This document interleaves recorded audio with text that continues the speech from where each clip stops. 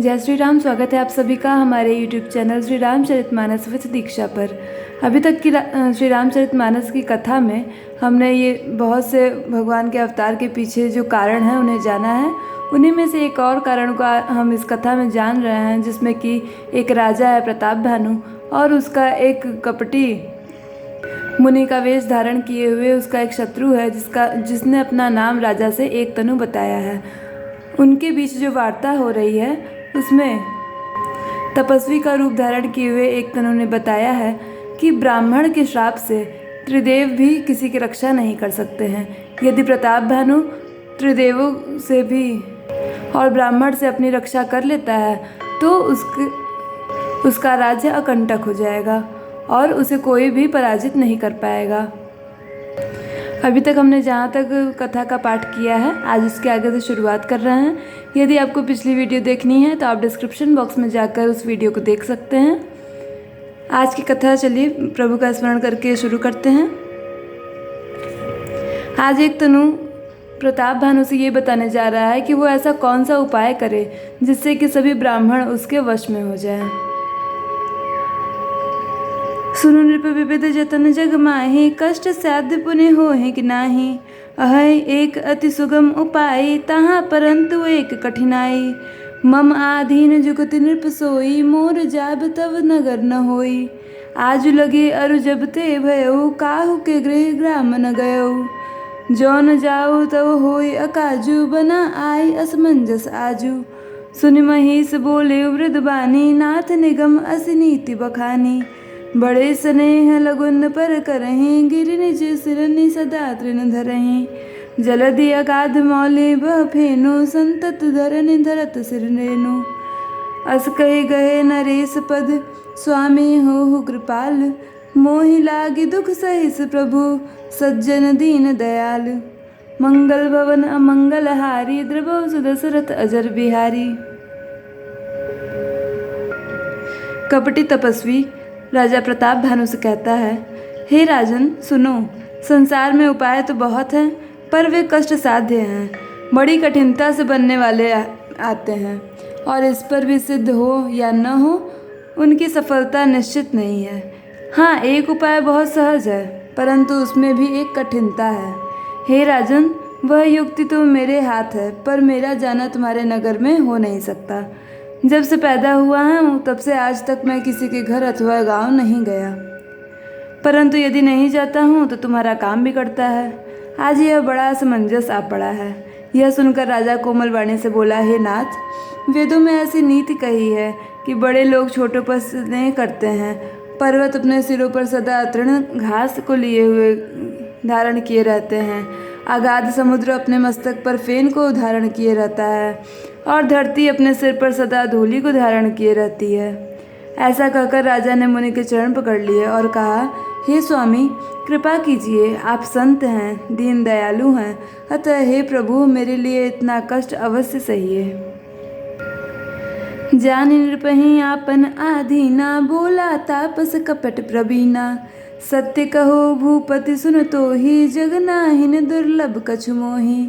अवश्य काज मैं करिहूँ तोरा, मन तन बचन भगत मैं तय मोरा।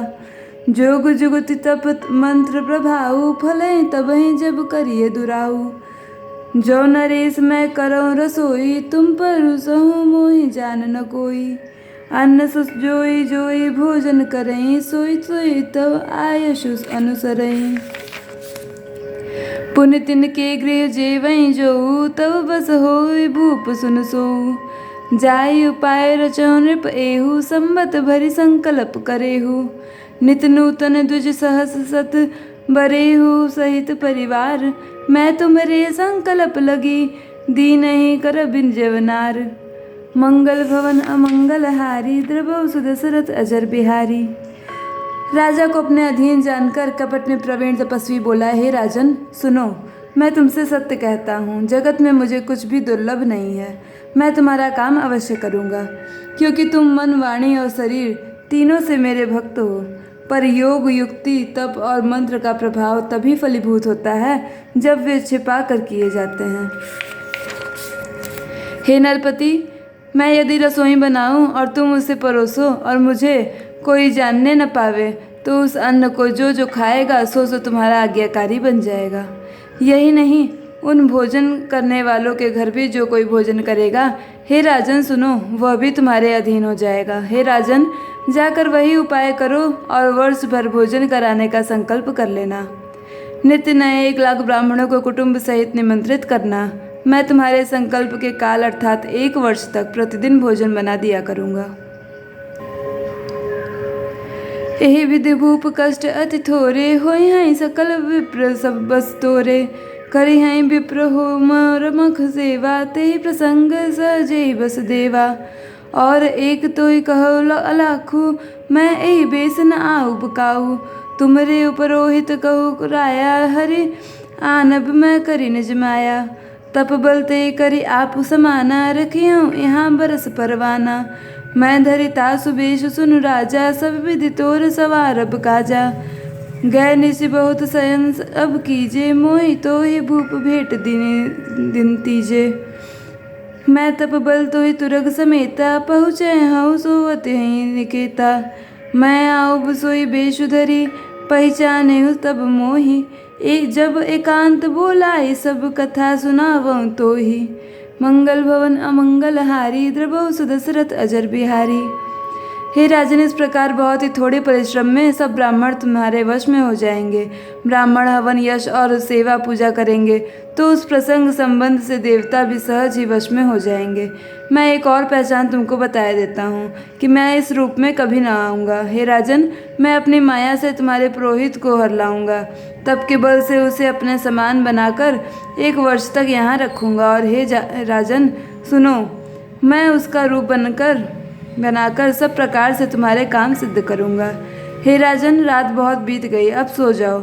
आज से तीसरे दिन मुझसे तुम्हारी भेंट होगी, तब के बल से मैं घोड़े सहित तुमको सोते ही मैं घर पहुँचा दूँगा। मैं वही पुरोहित का वेश धर कर आऊँगा। जब एकांत में तुमको बुलाकर सब कथा सुनाऊँगा, तब तुम मुझे पहचान लेना। शयन किन्न नृप आयुष मानी, आसन जाई बैठ छल ज्ञानी। श्रमित भूप निद्रा अति आई, सो कि मिसोव सोच अधिकाई। काल केत निश्चरत आवा, जैसु कर होय नृपय भुलावा। परम मित्र तापस नृप केरा, जानई सो अति कपट घनेरा। तेहि के सत सुत अरुदस भाई, खल अति अजय देव दुखदाई। प्रथमय भूप समर सब मारे, विप्र संत सुर देखे दुखारे। तेहि खल पाछिल बयरु संभारा, तापस नृप मिलि मंत्र विचारा। जे रिपु छय सोई रचे उपाऊ, भावी बस न जान कछु राऊ। रिपु तेजसी अकेल अपि, लघु करि गनि अनताहु। अजहु देत दुख रवि ससिहि, सिर अवशोषित राहु। मंगल भवन अमंगल हारी, द्रवौ सुदशरथ अजर बिहारी। राजा ने आज्ञा मानकर शयन किया और वह कपट ज्ञानी आसन पर जा बैठा। राजा थका था, उसे खूब गहरी नींद आ गई, पर वह कपटी कैसे सोता, उसे तो बहुत चिंता हो रही थी। उसी समय वहाँ कालकेतु राक्षस आया, जिसने सुअर बनकर राजा को भटकाया था। वह तपस्वी राजा का बड़ा मित्र था और खूब छल प्रपंच जानता था। उसके 100 पुत्र और 10 भाई थे, जो बड़े ही दुष्ट, किसी से न जीते जाने वाले और देवताओं को दुख देने वाले थे। ब्राह्मणों, संतों और देवताओं को दुखी देखकर राजा ने उन सबको पहले ही युद्ध में मार डाला था। उस दुष्ट ने पिछला वैर याद करके तपस्वी राजा से मिलकर सलाह विचारी, षड्यंत्र किया और जिस प्रकार शत्रु का नाश हो वही उपाय रचा। भावीवश राजा प्रताप भानु कुछ भी न समझ सका। तेजस्वी शत्रु अकेला भी हो तो भी उसे छोटा नहीं समझना चाहिए। जिसका सिर मात्र बचा था, वह राहु आज तक सूर्य और चंद्रमा को दुख देता है। तापस नृप निज सखै निहारी, हरस मिले उठ भयो सुखारी। मित्र ही कई सब कथा सुनाई, जातु धान बोला सुख पाई। अब साधे रिप सुनौ नरेसा, जो तुम किन्न मोर उपदेशा। परिहरि सोच रहो तुम सोई, बिनु औषध व्याधि विधि खोई। कुल समेत रिप मूल बहाई, चौथे दिवस मिलब मैं आई। तापस नृपय बहुत परितोषी, चला महाकपटी अतिरोषी। भानु प्रतापय बाजी समेता, बहु चाहे छन माज निकेता। नृपय नारी पही शयन कराई, है गृह बांधे सी बाजी बनाई। राजा के उपरोते ही हरि ले गयो बहोरी।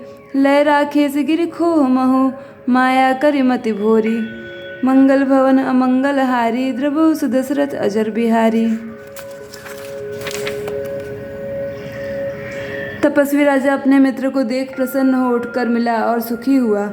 उसने मित्र को सब कथा कह सुनाई। तब राक्षस आनंदित होकर बोला, हे राजन सुनो, जब तुमने मेरे कहने के अनुसार इतना काम कर लिया तो अब मैंने शत्रु को काबू में कर ही लिया समझो। तुम अब चिंता त्याग सो रहो। विधाता ने बिना ही दवा के रोग दूर कर दिया। कुल सहित शत्रु को जड़ मूल से उखाड़ बहाकर आज से चौथे दिन मैं तुमसे आ मिलूंगा। इस प्रकार तपस्वी राजा को खूब दिलासा देकर वह महामायावी और अत्यंत क्रोधी राक्षस चला। उसने प्रताप भानु राजा को घोड़े सहित क्षण भर में घर पहुंचा दिया। राजा को रानी के पास सुलाकर घोड़े को अच्छी तरह से घुड़साल में बांध दिया। फिर वह राजा के पुरोहित को उठा ले गया और माया से उसकी बुद्धि को भ्रम में डालकर उसे उसने पहाड़ की खोह में ला रखा। आज की कथा यहीं पूरी होती है। अगली कथा अगली कड़ी में होगी। आप सभी को यदि वीडियो पसंद आई हो तो वीडियो को लाइक कीजिए। चैनल को सब्सक्राइब नहीं किया है तो चैनल को सब्सक्राइब कर लीजिए, जिससे कि आगे भी आप इस कथा को जान सकें और अन्य भी बहुत सी कथाओं को जान सकें। आप अपने सुझाव कमेंट बॉक्स में कमेंट करके भी बता सकते हैं। आप सभी का अंत तक वीडियो देखने के लिए बहुत बहुत धन्यवाद।